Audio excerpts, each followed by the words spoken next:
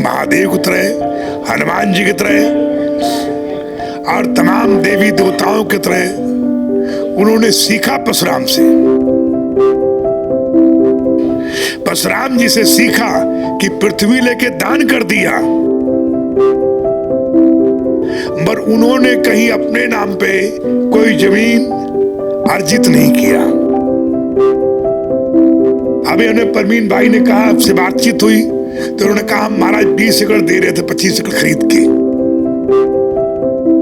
जगत गुरु पंचानंद गिरी जी ਦੀ ਅੰਤਿਮ ਦੇਹ ਨੂੰ ਭੂ ਸਮਾਧੀ ਅੱਜ ਦਿੱਤੀ ਗਈ ਹੈ ਚੰਡੀਗੜ੍ਹ ਸੈਕਟਰ 45 ਦੇ ਬੁੜੈਲ ਦੇ ਵਿੱਚ। ਗੱਲ ਕਰਦੇ ਹਾਂ, ਵਿਸ਼ੇਸ਼ ਤੌਰ ਤੇ ਪਹੁੰਚੇ ਜੂਨਾ ਅਖਾੜਾ ਦੇ संरक्षक हरिगिरी जी महाराज। गुरु जी की कहना चाहोगे, आज पंचानंद गिरी जी महाराज की अंतिम देह को भू समाधि दी गई है, आगे का क्या कार्यक्रम होगा, उनके बारे में आप क्या कहना चाहते हैं? धार्मिक ओएजन में और आज शिव पुराण के आधार पे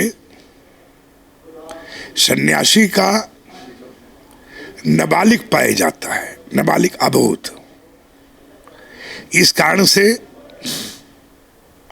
शरीर को या तो 5 तत्वों में है उससे विलीन हो जाते हैं, मगर सनातन का 2 प्रकार की परंपरा है।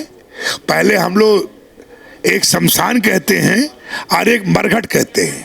जो 2 महीने का बच्चा, 3 महीने के बच्चे छोटे जो ससुर होते हैं और जो होते हैं शमशान में, उनको गाड़ दिया जाता है। तो शमशान में ही मरघट भी होता है। इसी प्रकार से आज जगत गुरु पंचानंद जी महाराज जो अपने आप में स्वयं कहीं न कहीं महादेव की तरह, हनुमान जी की तरह और तमाम देवी देवताओं की तरह उन्होंने सीखा परशुराम से।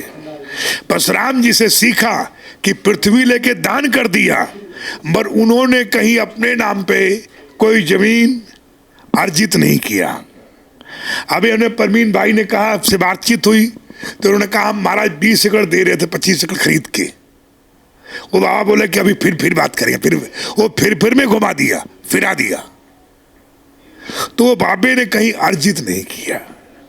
तो या तो ये पाया जाता है विशेष लक्षण व्यक्ति को।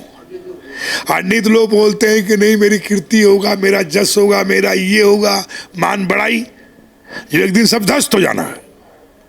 तो इस तरीके से एक बहुत बड़ा त्यागी व्यक्ति को हमने, जो सनातन के लिए बाल काल से ही जुझारू था, अपने आप को जिंदगी में सैकड़ों बार मर के जिंदा हुआ, मरने धर्म का त्याग किया, न अपने चाह को कभी कम किया।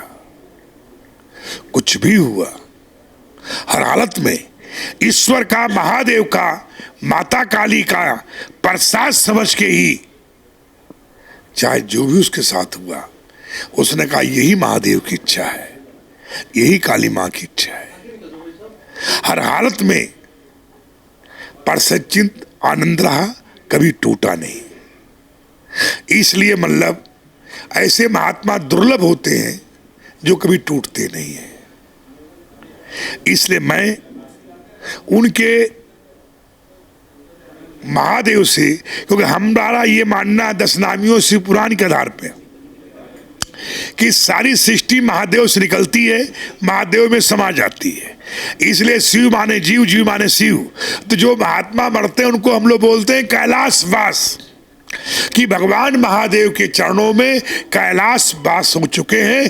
कैलाश में महादेव ने अपने गणों में उनको बुला लिया है अपनी सेवा में। फिर उनकी सेवा समाप्त होने के बाद फिर कहीं न कहीं मृत्यु लोक में उनके अंश से अवतार होंगे। फिर धर्म का समय समय से, क्योंकि मेरे धर्म में अवतार होते रहते हैं, थोड़े अंश से हो, ज्यादा अंश से हो, कि चाहे रूपे रूपांतराय नमो नमः, किसी न किसी रूप में अवतार होने की प्राचीन, क्योंकि हम लोग आशावादी हैं, कभी निराशा नहीं आने देते हैं। इस द्वितीय परिस्थितियां आती रहती हैं। एतरे पंचानंद जी महाराज श्री का श्री तमाम मतलब उनको हम उपाधियां क्योंकि पहले भी श्री श्री 1008 उनको महामंडलेश्वर के बाद उनको जगत गुरु भी पद पर नियुक्त किया गया था। काल की गति थी, कुछ समय विलंब हुआ तो नहीं तो निश्चित शंकराचार्य भी वो बनते। पर यह भगवान शंकराचार्य जी का इच्छा है कि जहाँ समाधि बनाई जाएगी वहाँ परशुराम जी के की समाधि 1 तल्ला 2 तल्ला जो बनेगा तो किसी तल्ला में परशुराम जी रहेंगे, किसी में शंकराचार्य जी रहेंगे, किसी में भारद्वाज रहेंगे, किसी में जो है वो ऋषियों के तल्ले बनते जाएंगे।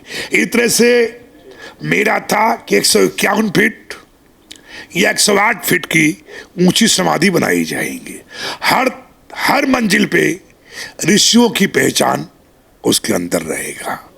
बाहर से 4 फीट जो छज्जे रहेंगे 6 फीट का, इसमें बीम आदि निकला होगा। समाधि की परिक्रमा हर तल्ले में लोग दर्शन करते हुए ऊपर चढ़ते जाएंगे। तो इस तरीके से वाकई परवीन भाई से बातचीत किया जाएगा। लिफ्ट आदि का जो वृद्ध हो, अपाहिज हो, उनकी तमन्ना है तो उनके लिए वो सुविधा भी लगाई जाएगी। बाकी आज से ही उनका पूजन पाठ और हर प्रकार का वो एजेंट शुरू हुआ है। लोग एक वर्ष मनाते हैं कि इस वर्ष के नाम इस महापुरुष के नाम पर मनाया जा रहा है या देवता के नाम बनाया जाता है। इस तरीके से मैं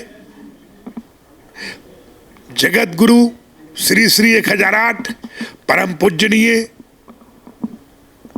कैलाशवास पंचानंद जी महाराज का आज से लेकर 29 जुलाई तक जगह जगह भारतवर्ष के अनेक जूना अखाड़े की शाखाओं में कहीं रुद्राभिषेक होगा, कहीं सत्यनारायण की कथा होगा, जहाँ अयोध्या जी में होगा रामचरितमानस होगा, अब वृंदावन में है भगवान श्री कृष्ण का होगा। इतने महाराष्ट्र में दत्तात्रेय गीता है और वहाँ के तीर्थों का वहाँ का देखते हुए गर्मामयी से वहाँ के देवी देवताओं से प्रार्थना किया जाएगा। तो ये ओजन चलता रहेगा। इसमें शिव पुराण, भागवत, वशिष्ठ पुराण और गरुड़ पुराण अनेक प्रकार के धार्मिक ओजन होते रहेंगे। और इसमें कहीं कहीं रुद्र जग का भी ओजन किया जाएगा।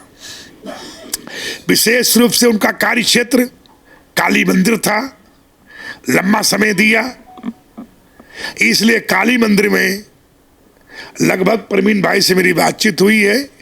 11 लाख आदमियों का भोजन का आहूत हमने प्रार्थना किया हूं महादेव से। माता जगदम्बा ज्वाला जी हैं, वो कार्यक्रम होता रहेगा। और नहीं तो समझिए कहीं भी व्यवस्था हो जाती है, कहीं भी जैसे रहता है, समय आएगा वो भोजन की व्यवस्था होगी। गुरु जी आप बोल रहे थे 16वीं पे इनकी अंतिम अरदास की जाएगी, वो कहाँ पर की जाएगी? ऐसा कि देखिए जगह जगह वो तो किया जाएगा, पर मुख्य रूप से ये ज्वाला मंदिर और इस मूल समाधि, बाकी फूल समाधि सब जगह बनेगी। क्या बनेगी? समाधि से मिट्टी ले गए, वहां समाधि बन गई। ज्वाला जी से जोत लाए, यहाँ ज्वाला जी मंदिर बना दिया। नैना देवी से जोत लिया, नैना जी मंदिर बना दिया। तेतरे जो बाबे की जोत है वो उरे से, क्योंकि उरई माता ज्वाला जी यही ज्योत रूप से उसके अंदर प्रवेश किया था। और आखिरी जी फिर माता जी ने अपने चरणों में उसको स्थान दिया कि पुत्रा तू थक गया, और फिर उसको अपने गोद में अपने चरणों में उसको सुला दिया। बोले तूने कहीं जमीन नहीं लिया है, कहीं तेरे भूमखंड नहीं है, इसलिए मेरी भूमखंड तो हमेशा तेरे लिए थी, क्योंकि मैं तेरी जननी हूं। इसलिए मतलब हमेशा मेरी गोद तेरे लिए हमेशा व्याकुल रहती है, क्योंकि माँ ऐसी है जो कुछ स्वार्थ नहीं चाहती है, कुछ कामना नहीं चाहती है, कुछ इच्छा नहीं चाहती है, निस्वार्थ होता है। इसलिए ये समाधि, उसके बाद तीर्थों में सब जगह होता रहेगा। पूर्णावती यहाँ होगा, काली मंदिर होगा। कल का प्रोग्राम काली मंदिर में श्रद्धांजलि का रखा गया है। तो मैं वहाँ के इस टाइम चेयरमैन हैं और वाइस चेयरमैन हुआ है, ठीक।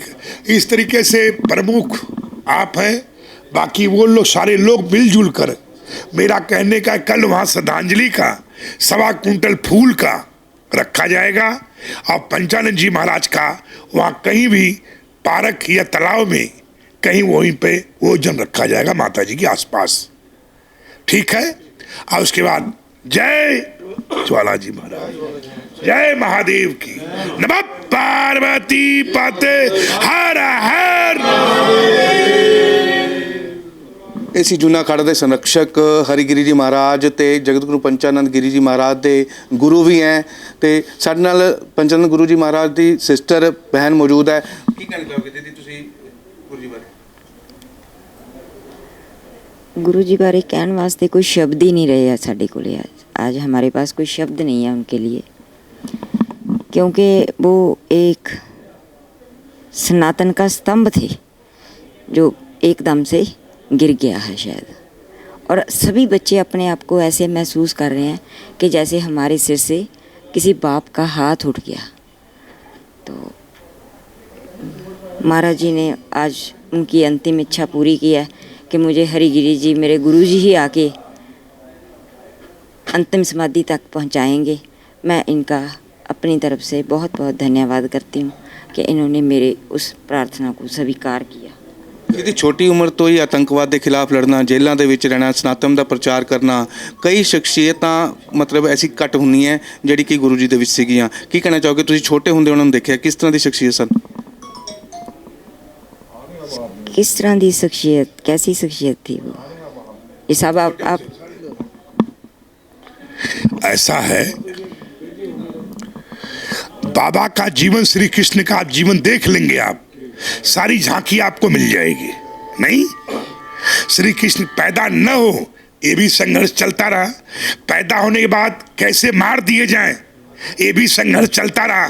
तो तुसी श्री कृष्ण का ध्यान कर लेना, सारी छवि ऑटोमेटिक बाबा पंचानंद महाराज की जय जय महादेव। ਇਹ ਤੁਸੀਂ ਸੁਣਿਆ ਹਰੀ ਗੁਰੂ ਜੀ ਮਹਾਰਾਜ ਨੇ ਕ੍ਰਿਸ਼ਨ ਜੀ ਦੀ ਗੱਲ ਕਰਦੇ ਹੋਏ ਪੰਚਾਨੰਦ ਗੁਰੂ ਜੀ ਨੂੰ ਸ਼ਰਧਾਂਜਲੀ ਦਿੱਤੀ ਹੈ ਤੇ ਕਿਹਾ ਵੀ ਕਿਸ ਤਰ੍ਹਾਂ ਸਾਰਾ ਵਿਸਤਾਰ ਨਾਲ ਦੱਸਿਆ ਪ੍ਰੋਗਰਾਮ ਕਿਸ ਤਰ੍ਹਾਂ ਦਾ ਅੱਗੇ ਦਾ ਉਲੀਕਿਆ ਜਾਏਗਾ। ਕੈਮਰਾਮੈਨ ਪ੍ਰਵੀਨ ਦੇ ਨਾਲ ਵਿਜੇ ਵੋਰਾ, ਸਕਾਈ ਨਿਊਜ਼ ਪੰਜਾਬ, ਚੰਡੀਗੜ੍ਹ।